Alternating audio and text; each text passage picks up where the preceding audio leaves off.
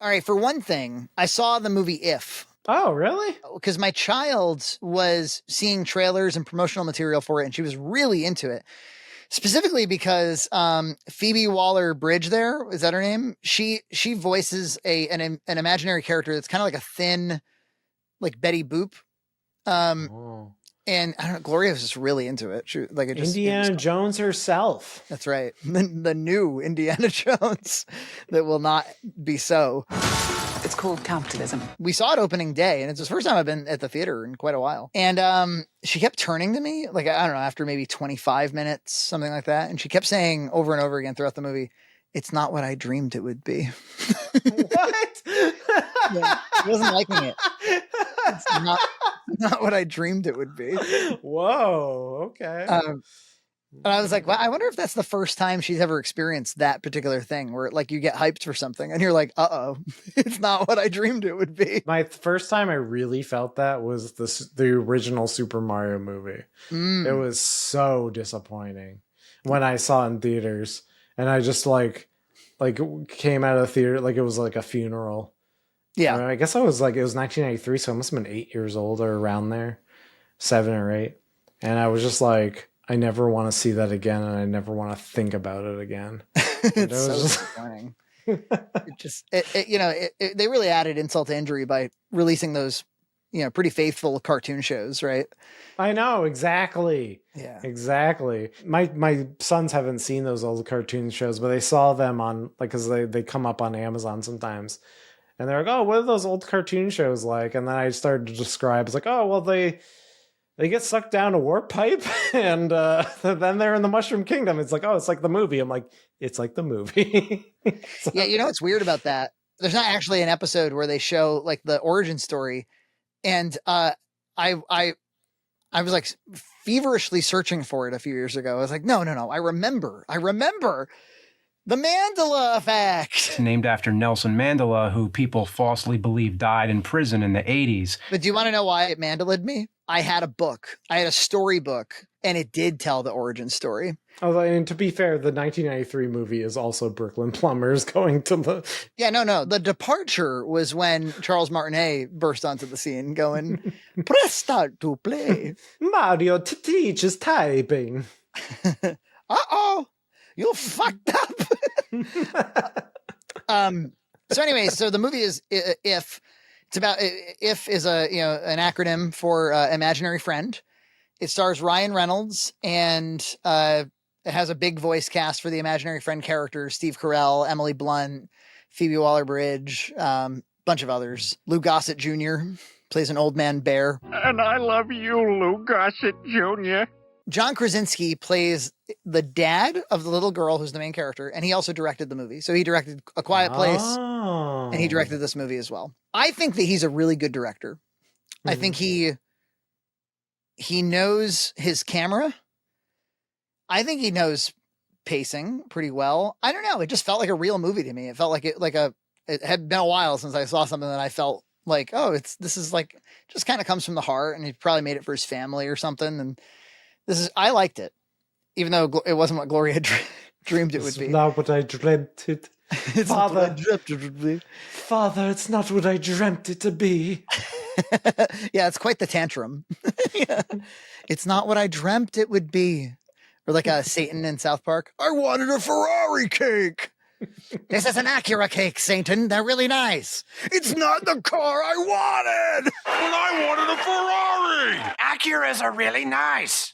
It's not the car I wanted. So he plays her dad, and in the prologue, we watch kind of a montage of home videos that reveal that her mom died of cancer. Oh. And then the dad is going in for heart surgery. The girl is now 12, and she is just kind of like dejected, hasn't really recovered from the death of her mom, lives in fear of the next disaster. And suddenly she starts to see these other people's imaginary friends.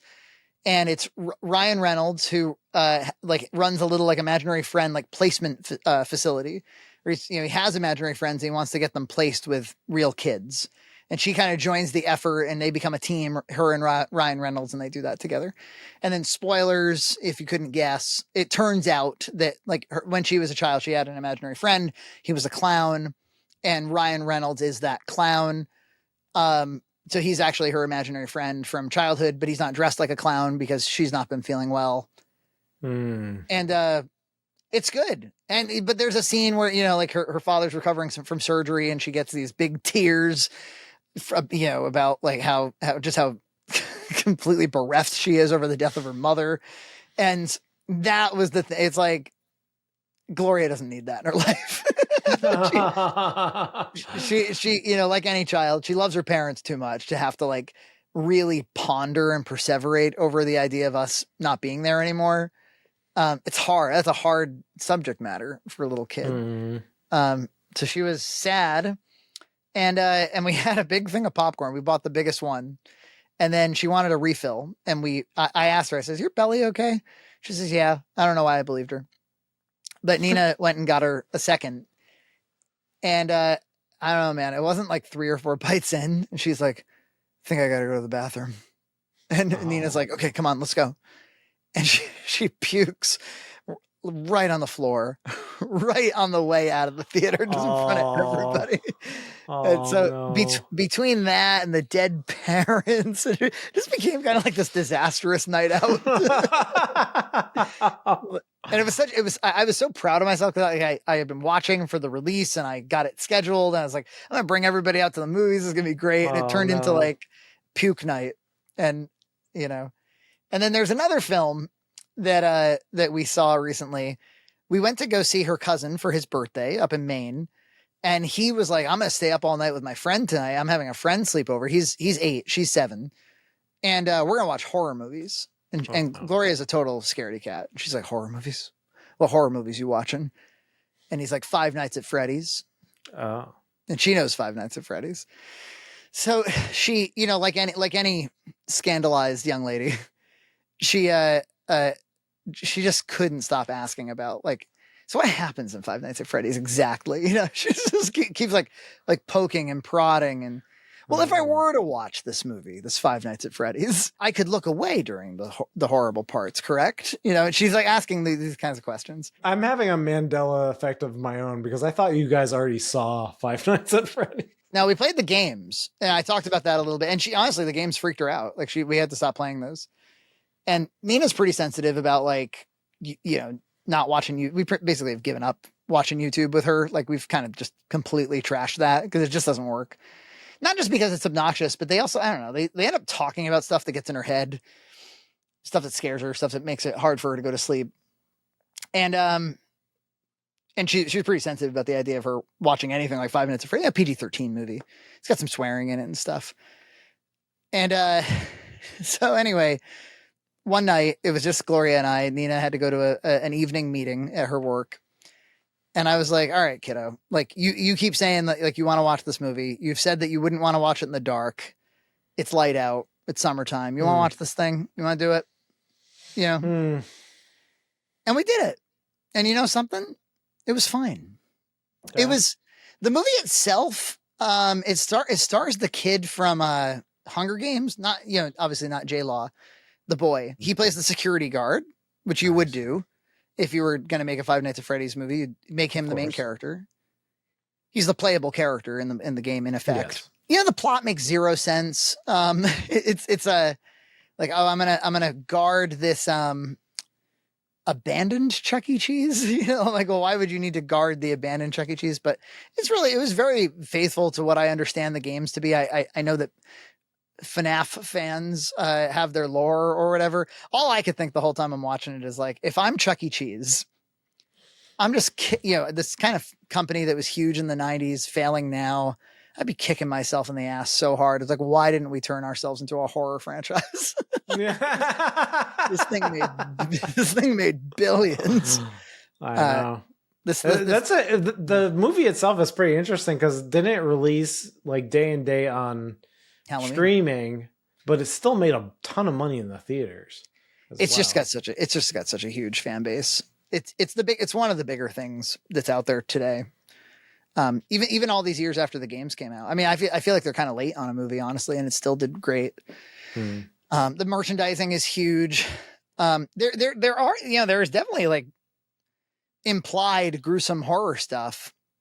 There's basically no blood. But there is like, like metal contraptions that are buzzing at somebody and then they do in fact die. There's kind of a mood to it. There's the story is that the animatronics have been possessed by the ghost of children who were killed by the serial killer. And then the serial killer at the end of the movie, like, is in like one of the animatronic suits and he's trying to kill everybody. And I mean, so it's very, very, very silly. It was starring, the actor, I don't remember his name. Matthew Lillard. Thank you. Yeah, he played Shaggy in the Scooby-Doo movies.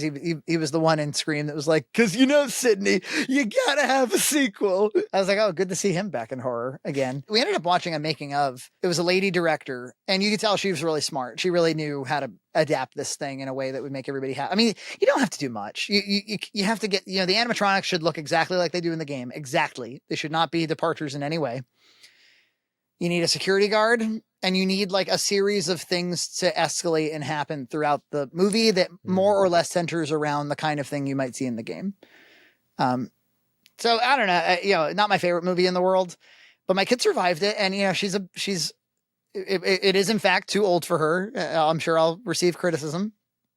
But I think she did need to be, I think it was helpful to watch something that she definitely was scared of with me, talking through it, talking about the special effects, talking about where the microphone is placed, talking about the camera effects. Seemed to help her. I don't know.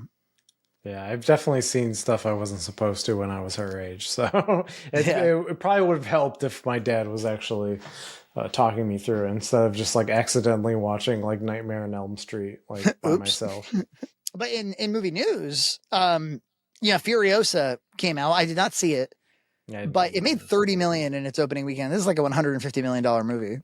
Yeah, it was like one of the lowest like Memorial Day movie openings ever. Both critics and the audience who actually saw it liked it. But yeah, it's I don't know. I think when you see something like that, I think it's just a change on how people are consuming media. They'll even if it looks interesting to them, they'll be like, oh, I'll wait. This is the thing to analyze is like, it's not to say that the declining quality of movies isn't a factor in the failure of theatrical films. I think it's one of many reasons why people don't want to go all the way out to a scheduled thing in public and pay way more money than they have to. But Furiosa is just, if it's like Mad Max Fury Road, it's going to be good. And people know that. Now, that movie, of course, this is not a huge mega franchise, today. And even Mad Max Fury Road it's not like it was a huge moneymaker or anything. Yeah. So it probably was ill-conceived to begin with. But of course, Kingdom of the Planet of the Apes sounds like it was really good. It comes from a very trusted franchise at this point, also underperformed. So there's more to this than people don't want to go see movies that look bad. People don't want to go see movies, period. And I think you're right. I think streaming has is one layer deeper than I'll just wait to see it on home video. Because when we were kids, it was like, I'll just wait for that on DVD. I'll rent that on DVD. Whatever. It's cheaper if I do that. But that's what you did with a movie that you weren't that excited to go see. So it did reflect on, but if it was a big cultural touchstone, you wanted to go out and go see it. If it was something that like you weren't that excited about, but you're curious, then you'd wait for rental and you'd rent it. Now I think because they gave the farm away with streaming, I think a lot of people might feel like, well, I already bought the subscription. Yeah. I'm not buying the movie twice, I think there's not as much like FOMO anymore. People are willing to wait. There's plenty of other things to watch, like online or whatever.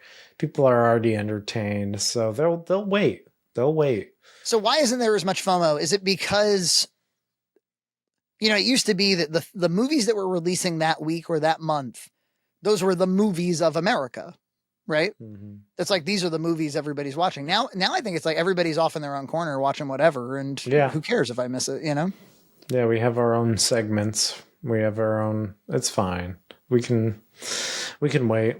Like we continue to review the Star Wars content, I don't know, out of completionism or something.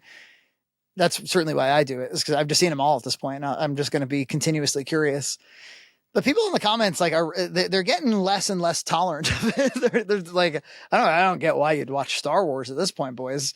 So yeah, I think a lot of these franchises have become devalued. I think it's becoming less predictable what's going to be a hit. I mean, you could guess that Barbie and Mario would be hits. Deadpool and Wolverine will probably be a hit. It's predictable, yeah. But Oppenheimer was like one of the highest grossing R-rated films of all time. Like it beat like Passion of the Christ. I can't even believe that. Even with the Barbenheimer thing, it's like people actually chose to see that in theaters and enjoyed it. They enjoyed this 3-hour biopic. It's crazy. And Dune Part 2 did great. It did like 773 million or something. Yeah, it's good. And they're going to make a new like Messiah or whatever. Well, there, just another quick thing on movie news, talking about streaming. So it does look like Disney Plus is going to try to start pulling some fast ones.